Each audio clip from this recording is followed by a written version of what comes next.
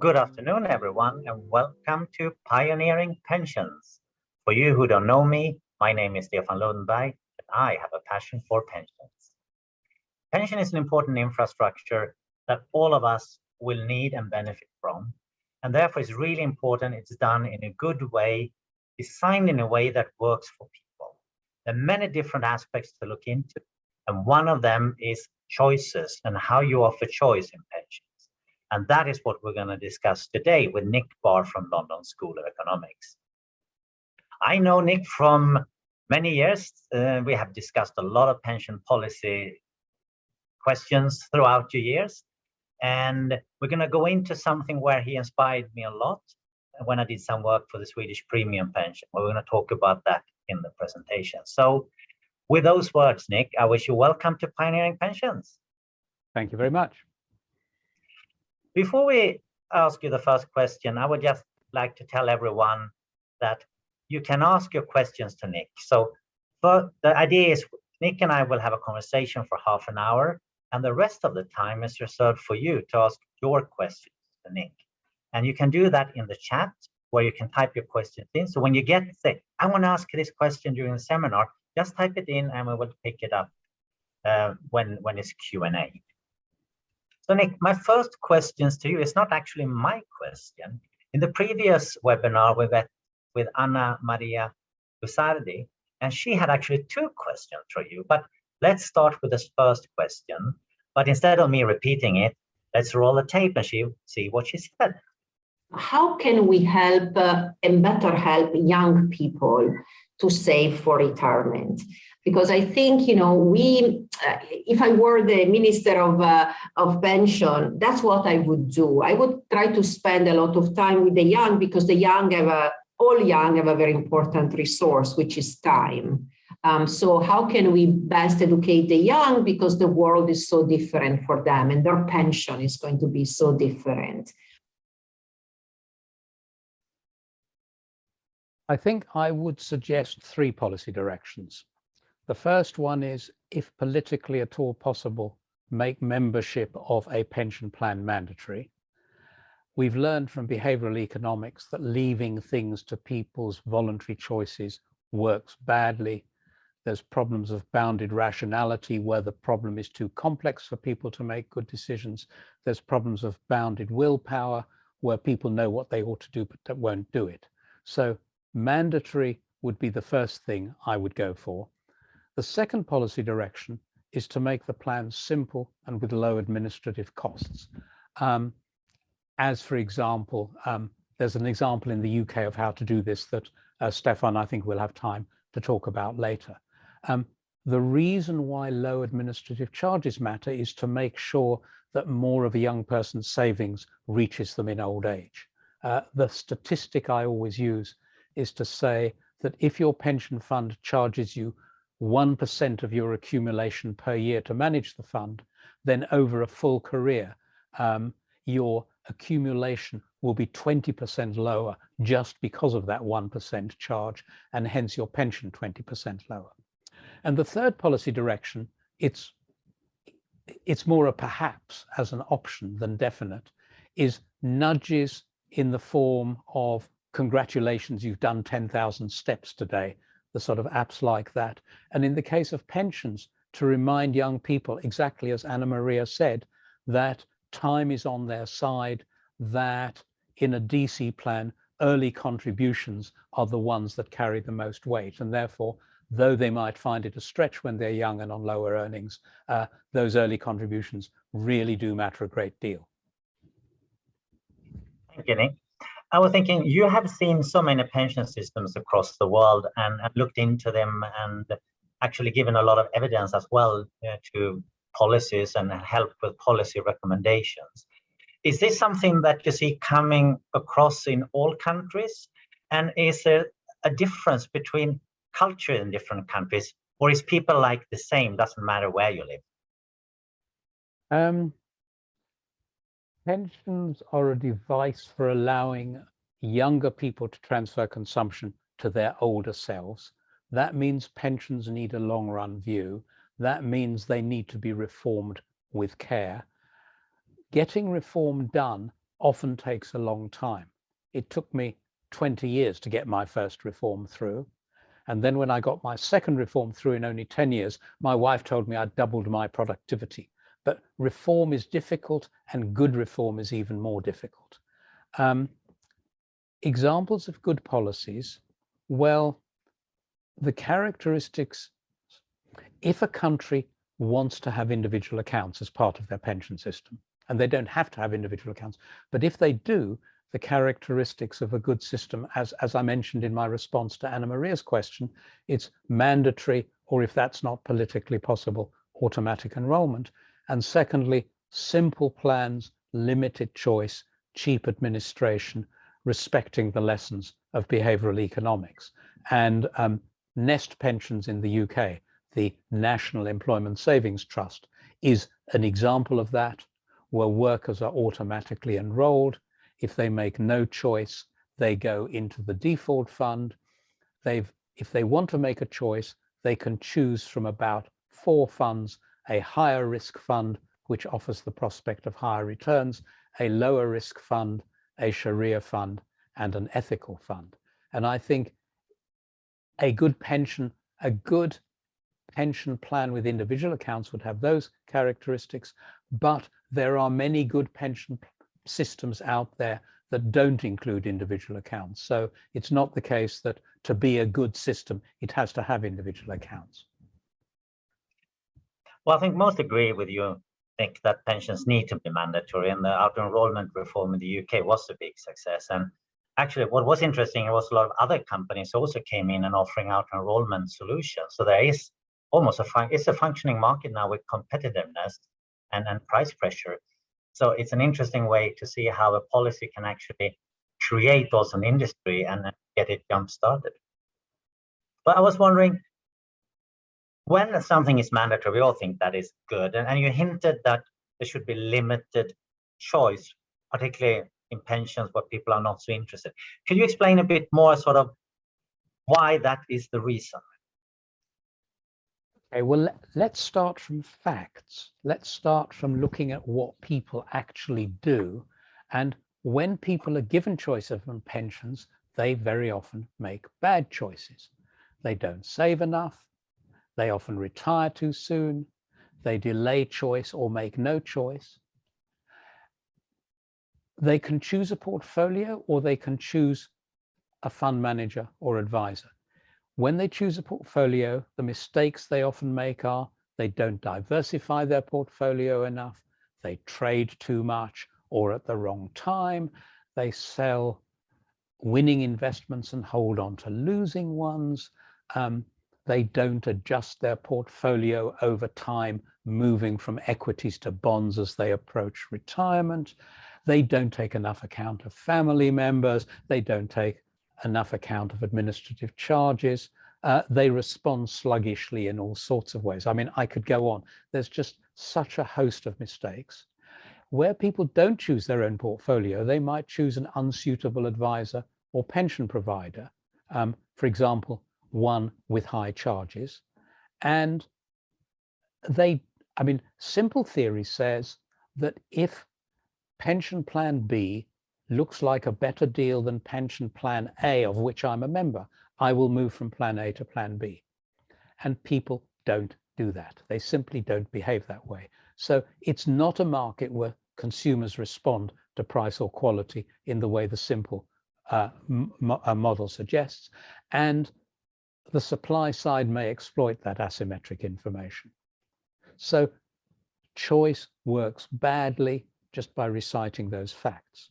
So when market mechanisms don't work, you need public intervention, i.e. policy, and those policies should be to simplify choice and regulate products, and alongside that also to make sensible changes to pension age in response to rising life expectancy. I mean, you can have the best system of individual accounts in the world, but if pension age is too low and people too often retire at the earliest pension age they're allowed to, then part of policy needs to be thoughtful about how earliest pension age should change as life expectancy rises.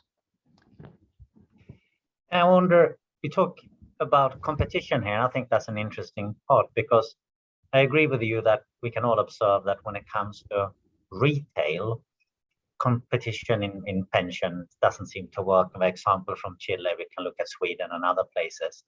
But when it comes to the institutional competition, it seems to be working quite well. So in the UK, we have, for example, Master Trust, and when they compete for sort of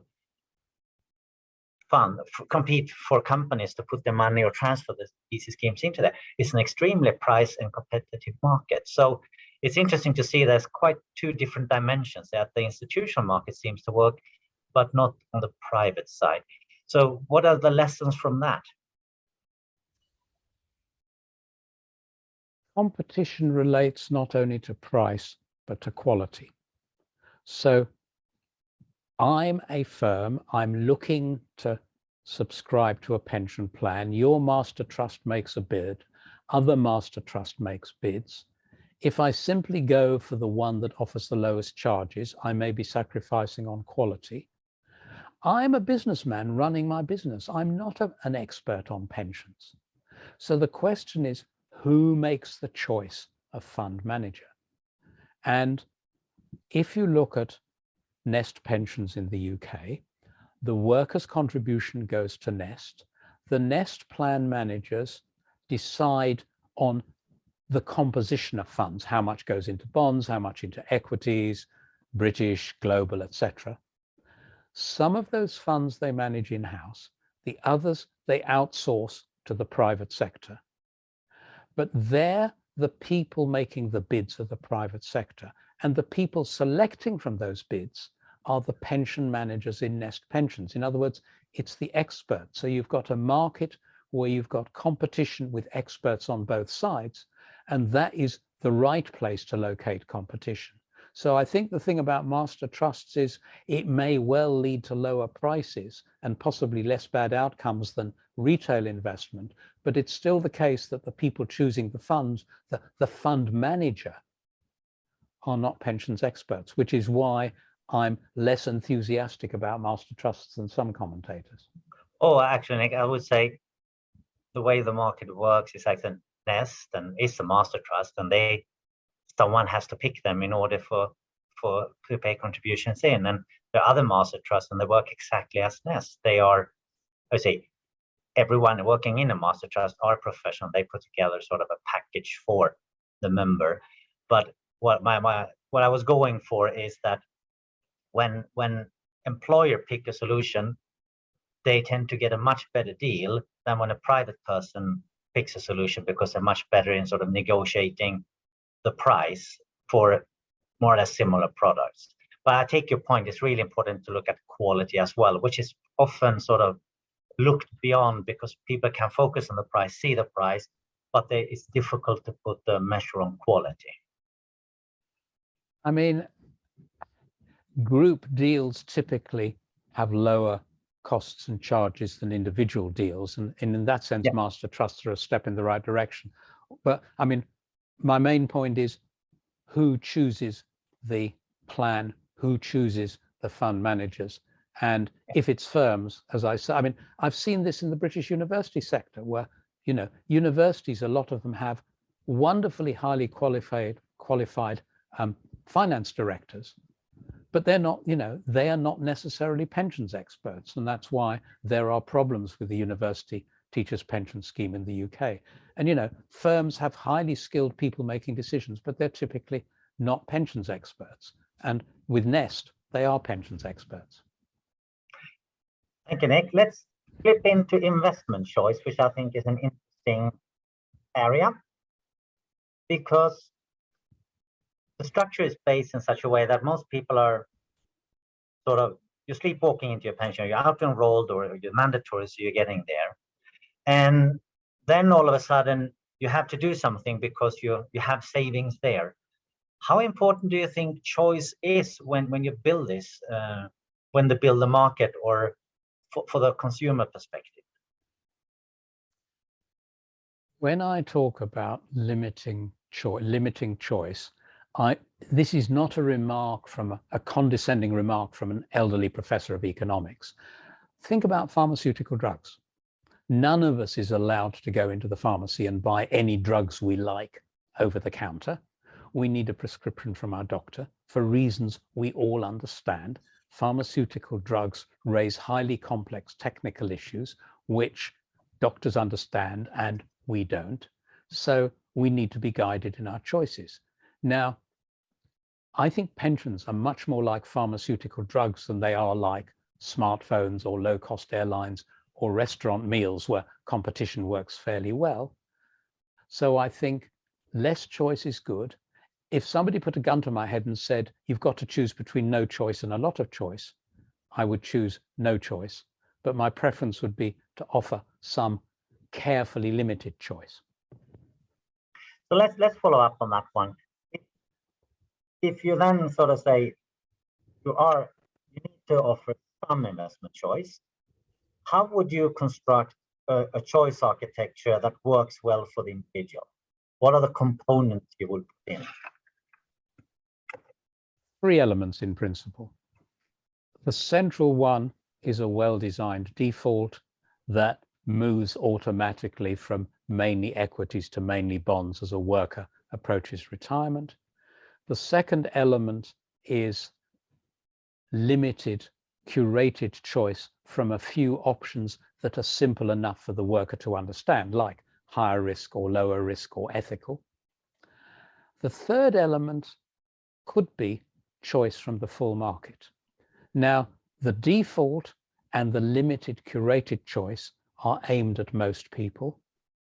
Access to the full market could be offered to people whose accumulation is large enough if they signed in blood 40 times that they realize they're taking a risk. To use a British analogy, Marks and Spencer's is a firm that sells good quality mass-produced suits. Savile Row produces exquisite individually tailored $10,000 suits. Most people want a Marks and Spencer's pension like a simple nest pension. It doesn't mean that everybody should have that. Some people have the money and the interest to want a Savile Row type pension. They shouldn't be prevented from doing that, but that choice from the full market should be the tail, not the dog, and the main vehicle should be these simple plans with a good default. Well, that sounds like quite what's the norm these days, because most people, everybody has a default, and most members or savers end up in the default, and very few are actually exercising the right to self-select. But if you were thinking into self-select, look into that, for the one who are really interested, how much choice would you allow there? You can allow quite a lot of investment funds, or you can allow a less amount of it. How would you design the self-select part for those who signed in blood? Well, behavioral economics argues that limited choice makes it easy for members. So the argument that there should be no limit to numbers, I think, is mistaken. Superimposed on that, you've got the mis-selling argument. So there should be a high hurdle for funds in terms of quality assurance. I mean, as an example, early on in the pandemic, I went onto Amazon to look for good N95 and N99 masks. And there was no way I could tell which ones were genuine masks and which were fakes. And the same is true for pension products. So you need regulation of quality assurance. And the underlying principle is a very simple one, that the role of government depends critically on how bad things are if you make a bad choice. So if you buy a shirt off a street stall and it falls apart the first time you wash it, tough, that's not good. On the other hand, the cost to you of getting it wrong is quite small. Whereas the cost of buying the wrong pharmaceutical drug, or of paying money all your working life into a pension fund with high charges and low quality performance, there the cost of getting it wrong is very high. Hence, the higher the cost of getting it wrong, the more stringent regulation needs to be. So I would say not too many choices and stringent quality assurance. Well, that brings me to the work I did for the Swedish government. I think it was like 5 years ago. I mean, you and I were spending quite some time discussing these ideas you've been talking about. And actually, what you have to know that signing in blood is actually entered into the Swedish law. So you have a sort of idea there that when people are going to make their own choices, they inform that it's up to you now. You are responsible for it when you're not default choice. That was a fun part of it. What I have to say that what you discussed here, what we managed to get in this reform was to have the quality assurance you were talking about of all the funds that comes in, but that was a very hot political potato. What we didn't get in was actually the idea of having curated choices, the sort of something more than the default, or it's easy to use, working in a sort of safe zone. So I was wondering, when we discussed about it in Sweden, you know the system quite well after. What is sort of what can we learn from Sweden from your perspective? Sorry, could you just repeat the question? There was a click on the line. Oh, sorry. What can we learn from Sweden? Oh,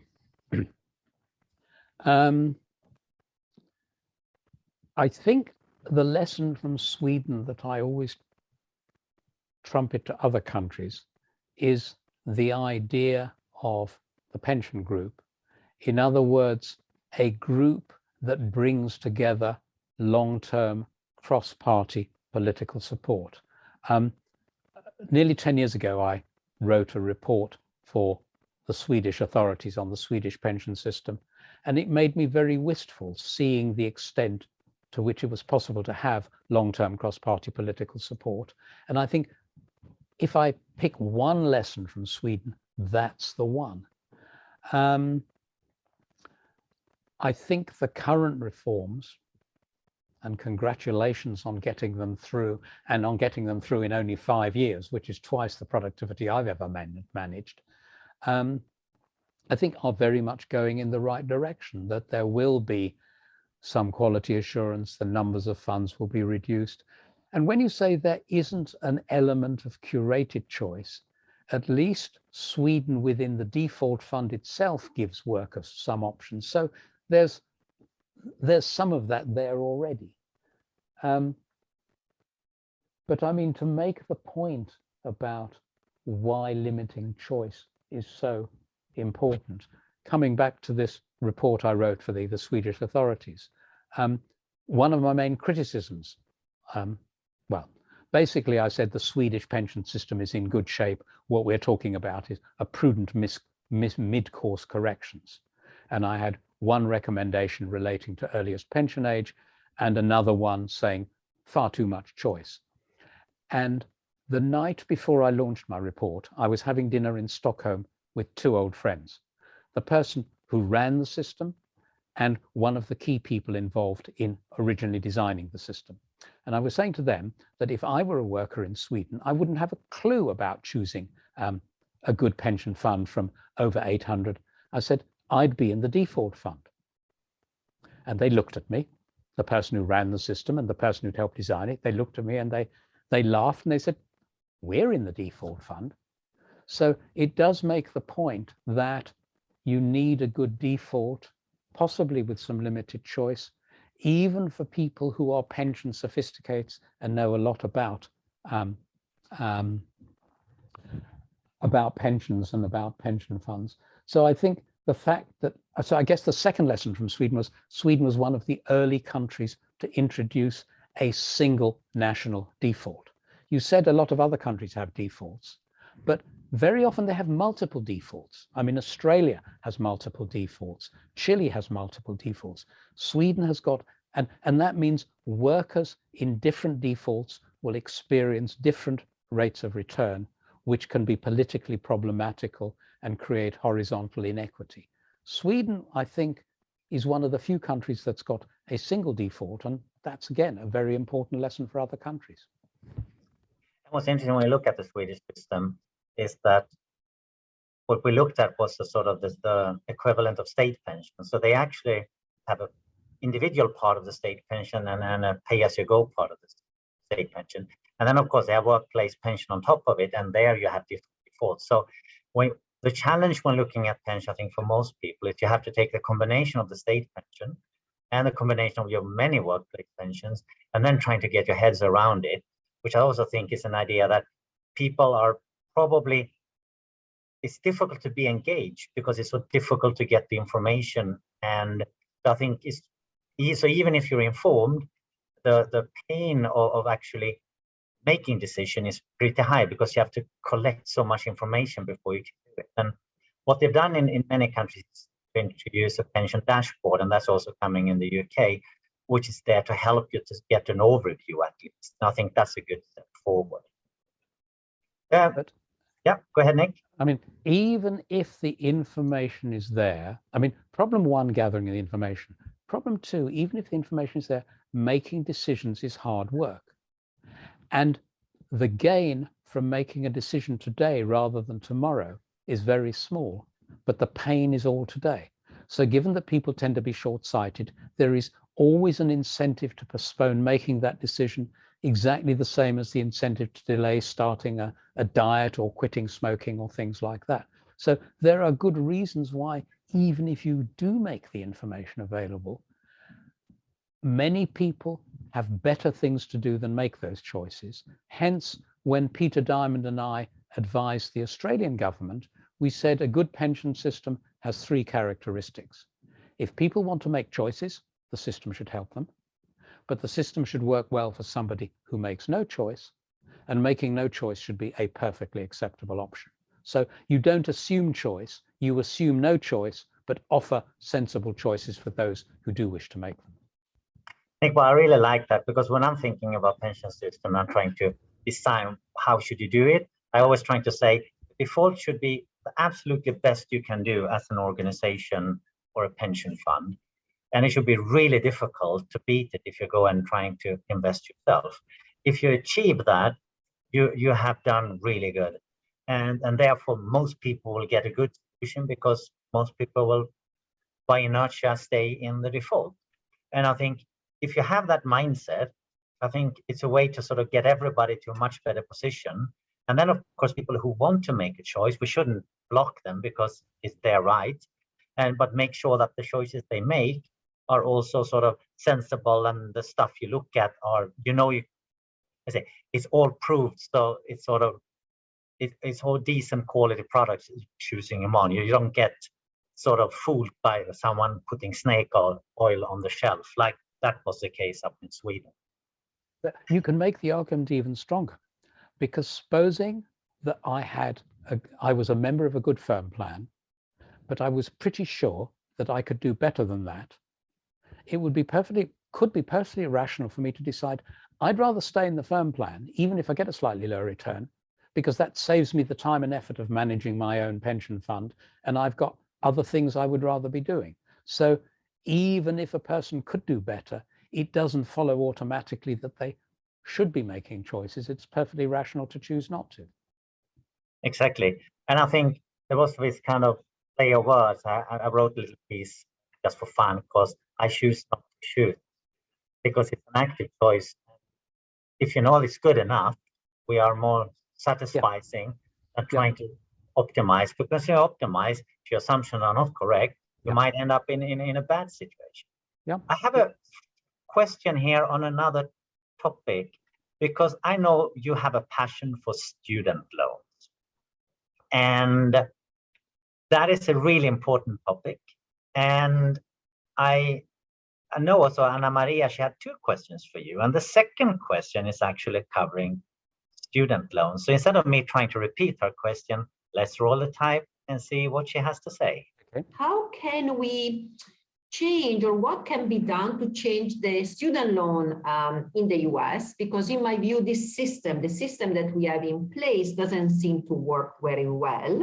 You know, if they made any calculation before they took the loan, 50% say they do not. If you ask them if they have regrets, 50% again half say, I wish I had made different decisions and so on. So there seemed to be, a lot of, in a sense, lack of knowledge, but also a system where, these young people are taking up, now this student loan without knowing a lot about it. And so what can we do so that we empower young people, to take up loan and to be able to pay for them as well? I first got interested in student loans in part because student loans and pensions are two sides of the same coin. I mean, pensions are redistribution from a person's younger to their older self, and student loans are redistribution from a person's older self to their younger self to finance their investment in skills and hence in their future earnings. To reply more specifically to Anna Maria's question, Anna Maria, you talked about the US system. It's not a system. It is a total mess. It has grown like Topsy with no strategy behind it. There are many changes that are needed. To keep this short, there is one key element that needs to happen, and that is student loans should have what in the jargon are called income contingent repayments. In other words, a student takes out a loan, but their repayment takes the form of X% of their subsequent earnings, paid as a payroll deduction alongside income tax and social security contributions. It took me 10 years to get student loans have income contingent repayments in the UK. And the reason, I mean, there are analytical reasons why student loans should have income contingent repayments, but the key political one is loans. People put loans into the credit card bit of their brain, and what they need is to put it in the payroll deduction bit of their brain. And having income contingent repayments collected week by week, month by month as part of a person's payroll deductions is the way to do that. So that's the first thing. The second thing I would change in the US is people think that student loans stop people from poor backgrounds going to university. What the British evidence shows is the key determinant of participation is high school graduation grades. So if you're serious about widening participation, what matters is earlier attainment. And my last point, one of the best British education ministers we've had, I saw him lose his temper at a student debate. If I were a real socialist, he said, I wouldn't spend a penny on higher education. I'd spend it all on nursery education. And that was obviously an overstatement, but it made for a very important truth. So 1, the US isn't a system. 2, introduce income contingent loans. 3, bring in policies to improve attainment earlier in the system. Thank you, Nick. I think it's time to move into questions, but what I like with your comment is like student loans and pension are the two sides of the same coin because it's redistributing. And I think that's a nice way to look at it, how you you borrow from your future self and then you lend to your future self in order to get sort of a lifetime smoothing. I see to get a couple of hands coming up here. Should we, Keith Ambasia, see if I can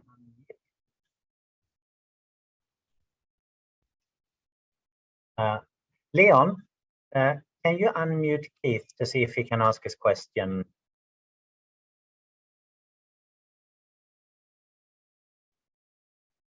Oh, there seem to be some technical issues. But while we're trying to get there, let's see what Bernard Casey has written here. He has a question for you. He says, oh, Keith, can you hear me? Yes, I can. Can you hear me? We can hear you now. So please ask Nick your question. Well, first I wanted to tell Nick how much I still remember the work that we did in Finland. I think that was about 10 years ago. It was a great time. I learned a lot from you, Nick. The question here is it just a different dimension? And it's sort of, the Drucker in me that makes me ask this question. You've both talked about investing as it's something that just happens out there, where, what we've done is, I think, especially with the Canadian model, is to if you like, become part of the wealth creation process through the kind of institutions that are pensions institutions, but that actually are in the wealth creation business through how they invest. Neither one of you have mentioned that as an option or where that might fit into the future of pensions. So that's my question. Enjoy your response to it. Thank you. Keith, yes, I mean, happy memories of our time together in Finland. That was fascinating, even if it was a bit chilly at times. Let me step back. Why do we worry about having pension funds? Why not just have pay as you go? The reason for having pension funds would be if they lead to higher saving, which lead to higher productive investment, which leads to higher economic growth, and hence more resources to share between workers and pensioners. So the whole point of pension funds is to transfer the savings of workers into productive investment. And by productive, I mean investment that increases future output, not just financial investment. And pensions ought to be, as you say, you're absolutely right, a fundamental part of that. And they ought to be more active on the ESG front than they are now. But, and I mean, the Canada Pension Plan Investment Board, I think, is a very good example of something that does invest in productive assets. So I take your point entirely, Keith.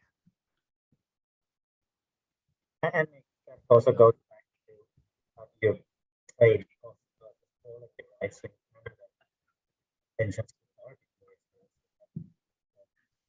get more in the cost, it might deliver a better result. We have another question from Bernard Casey. He says, USS offers sustainable investment plans for those who are in its DC part. Members of USS have expressed a high interest in ensuring that the savings are sustainable. Yet very few of them actually choose these plans when they're in the DC part. Can you explain? Can you explain why many talk the talk regarding sustainable investment, but few walk the walk? So Nick. I mean, the short answer, hi Bernard, the short answer is, I don't know. But the question is, how many people do know what they're doing when they make choices? I mean, our colleagues are enormously clever people, but it doesn't mean they know about pensions or investment.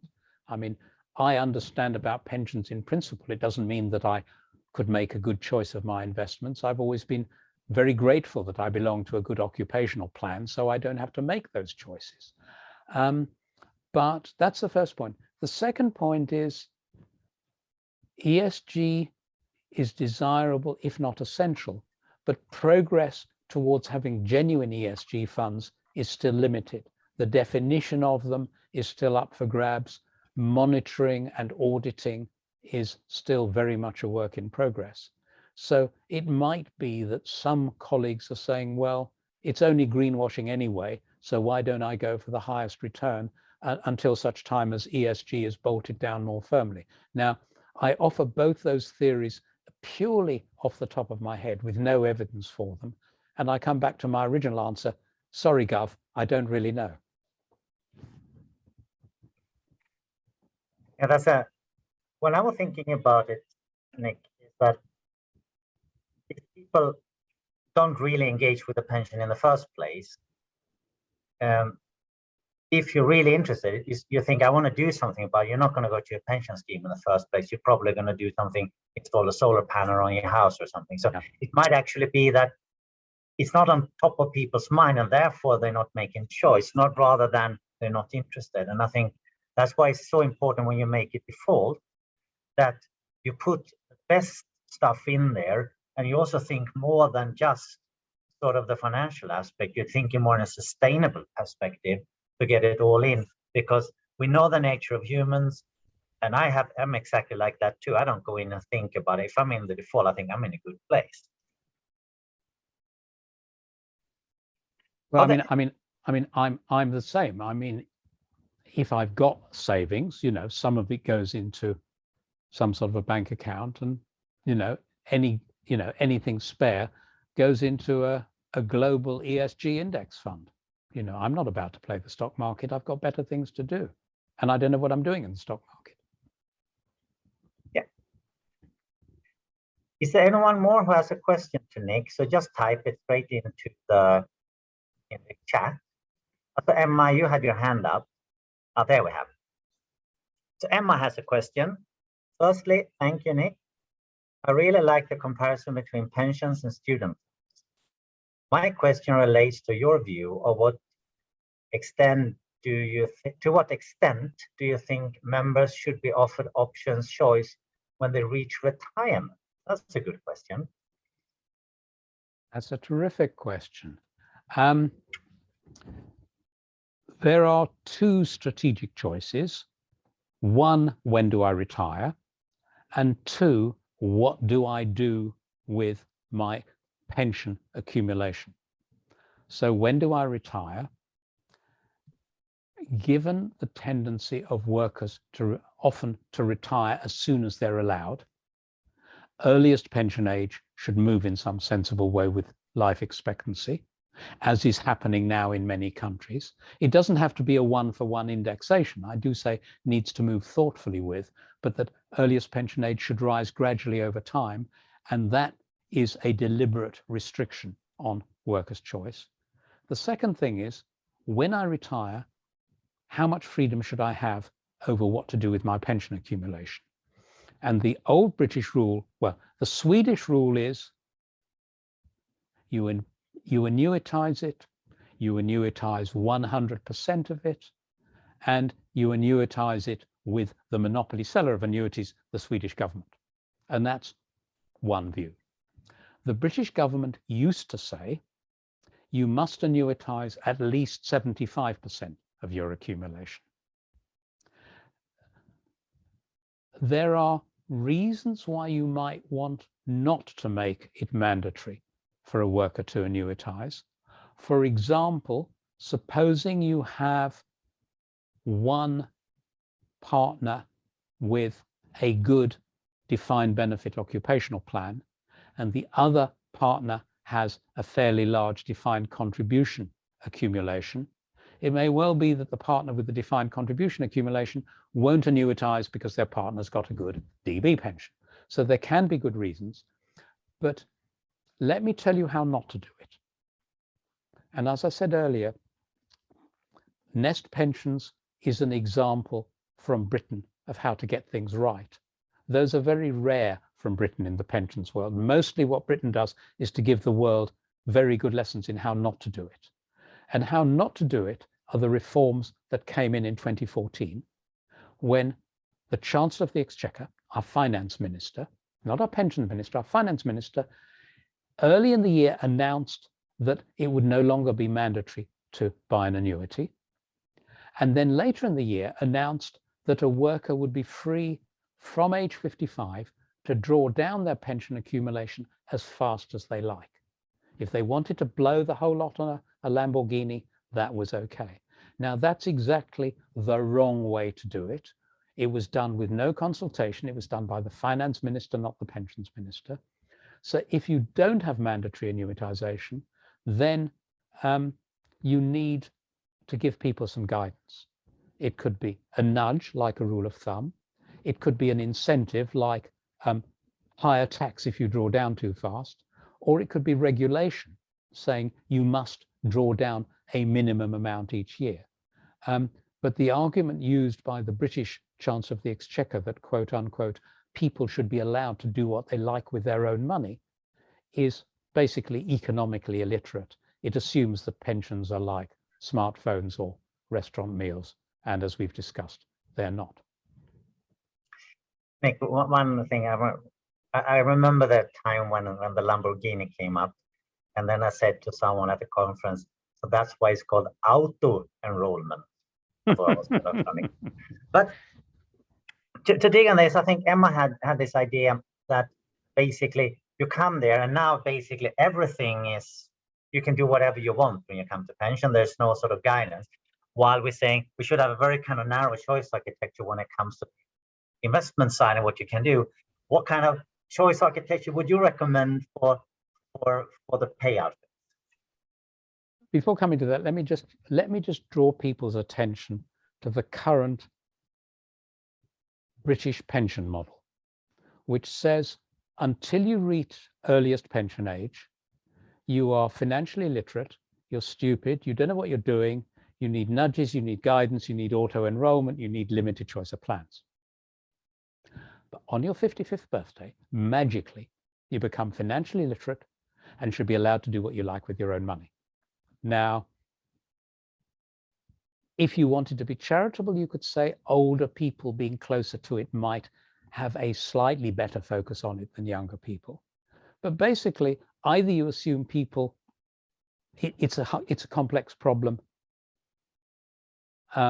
both in accumulation and drawdown, or you don't. And my argument is it's a complex problem and people need guidance. And if anything, drawdown is more complicated because I've set out what I think are some fairly good guidelines for accumulation. For drawdown, it's really difficult because people's circumstances vary so much. I mean, the accumulation problem is a fairly simple one. You want people to accumulate a lump sum large enough to give them a decent standard of living in retirement. But how they draw down that lump sum will depend on the size of the lump sum, the rates of time preference, the person's family circumstances, whether or not the country has a comprehensive system of health insurance or not. So either you make annuitization of a good part of the accumulation mandatory, and that will require action to make sure annuities markets work well. Or I think it's irresponsible to give people complete freedom over drawdown. I think you do need to give them guidance, as I've said, either through nudges and or incentives and or regulation. Yeah, I think Bernard has a comment here as well around this. He said the pension minister thought this was fine with the pension freedom. He said was about well-being, not about income. And so he justified it, even the Lambos. Have you some insights in this? I kind of talked to the people around the pension minister back in the days, and I think he was basically told, sell it, the policy. The thing is, he would be right if the simple economic model of individual long-run rationality applied, what economists call a first best economy. But there have been 5 Nobel Prizes awarded this century for reasons why the first best model doesn't hold, why markets don't, get it wrong. There's been 1 Nobel Prize for the economics of information and 2 for behavioral economics. And all those explain why people aren't the rational, the person of long-run economic rationality that the simple model assumes. And what the then Chancellor of the Exchequer was doing was, whether knowingly or unknowingly, simply assuming first best economics. Hence my earlier comment, it was economic illiteracy. Yeah, and I think there's always a lot of things playing in those discussions, but also knowing how it works in practice. If you force someone to save, the government do that by sort of offering favorable tax consideration. You pay the tax later on. It's also because you want people to save to their consumption over time. But if you then sort of take away it so you can take all the money when you retire very quickly, then of course, what's the point of saving in the first place? So it is a bit contradictory. So it's a very, very interesting to watch these kind of policies because it's not always internally consistent. We have a question here. Oh, sorry. Go ahead. No, carry on. We have a question here from Ian Bright, and it says, does Professor Barr have any comments on the latest changes to the UK student loans? Do the changes, which make repayment more onerous and over a longer period, destroy the trust in these loans if the conditions change to the detriment of the borrowers without consultation? Haven't you been involved in this? I remember we talked about it a few years ago. As you would know as well as I do, Stefan, the pain of putting together a strategy where all the pieces fit and are mutually reinforcing, and you present those to government, and the government cherry picks. It does the bits that it likes politically. It doesn't do the politically difficult bits. So I advocated to the Tony Blair government a strategy with 3 elements: student tuition fees, income contingent loans, policies earlier in the system. The 2006 reforms did those things and did them well. They kept the strategy together. They didn't get the bits all entirely right, but they avoided any major mistakes. And then came the 2012 reforms, masterminded by the same Chancellor of the Exchequer who introduced pension freedom, that made a total mess of things, and made a total mess of things basically to exploit a loophole in the way student loans appear in the public accounts, so as to massage the public expenditure figures. So it was all about making public spending look good and nothing to do with the welfare of British students. So I'm fairly unprintable about what happened in 2012. What's happening now is exactly an example of what I mean. If you chop and change, in and of itself, that reduces confidence in the system. And basically, it is a case of government failure, making a mess of what was a sound strategy, and not taking, I argued earlier, pensions require a long-run view because they're a long-run instrument. I also argued student loans, like pensions, are a device for lifetime consumption smoothing for the same reasons. They need to be reformed with a long-term view. The British government has catastrophically failed to do that. So yes, making graduates pay a larger fraction of their borrowing than the previous system is the right way to go, but it would have been much better if previous governments hadn't made the loan system so leaky that only a small fraction of graduates repaid their loan in full. So basically, the problem is we are where we are, and this is we shouldn't be here. Yeah, the classical joke, if I wouldn't start from here, right? Yeah, exactly. I was thinking about that with the student loans as well, because for me, I always thought it was a very good instrument to find talent across, so people with high grades, if you can get them to go to university, those are going to generate growth and so forth. I think it's actually a growth mechanism as well if you do it in a good way, and a way to decrease inequality. It's a beautiful instrument, the student loans. I think it would be good if they would do that even better. So, and unfortunately, there seems to be a lot of room in the UK to do both good pension policy and good student loan policy, unfortunately. We have another question popping in here from Bernard. He says, you say market can fail, but so can governments, as you also say. So which government should make decisions about pension? Where do we find a non-failing YMY? That was a good one. To quote an eminent person, I have a dream. I've said pensions are a long-run instrument. They need to be reformed with a long-run view and a cross-party view. The pension group in Sweden is a mechanism for largely taking pension design decisions out of the hands of governments driven by short-term electoral cycles. The Canada Pension Plan has a rule that says, has a law that says the government actuary must do a projection every 3 years. And if that projection shows a deficit, then the rules say, here's what needs to happen to contributions, accrual rates, benefits, etc.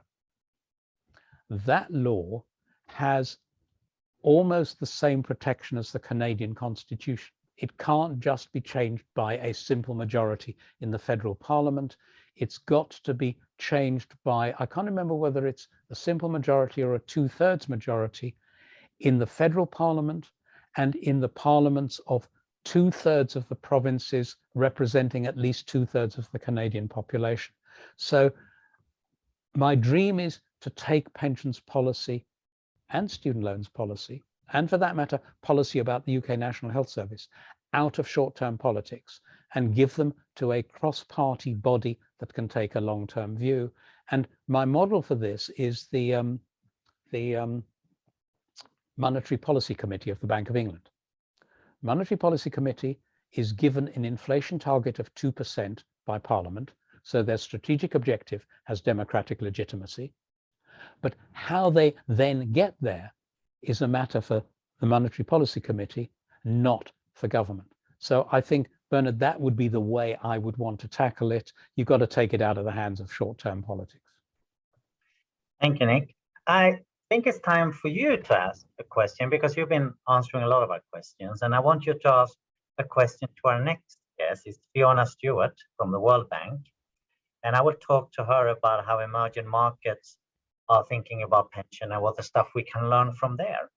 So what question would you like to ask Fiona? Fiona, hi. I very much hope it won't be too long before we can meet again in Washington. Investment in human capital raises a worker's productivity, hence their earnings, hence their capacity to save for their pension. But in developing economies, human capital investment is constrained by a country's taxable capacity. And to make things worse, tax-financed higher education tends to be hijacked by the better off. Now, a good system of income contingent loans simultaneously relaxes the fiscal constraint and reduces the regressivity of finance, and hence makes it possible for workers to invest more easily in their human capital. But what's always bamboozled me is how you implement income contingent loans effectively in a country with limited institutional capacity. So my question is, do you have any whiz-bang suggestions I can steal? Thank you, Nick, for that question, and we will relay it to Fiona next time. I would like to thank you, Nick, for coming here and sharing your wisdom with us. And also I would like to share everyone who participated in this webinar and for the questions you asked. So thank you very much for doing that. And I hope to see you all in 1 month's time on May 12th, same time, 2 p.m. UK time, where we're going to meet Fiona. And until then, have a good time, everyone, and see you soon.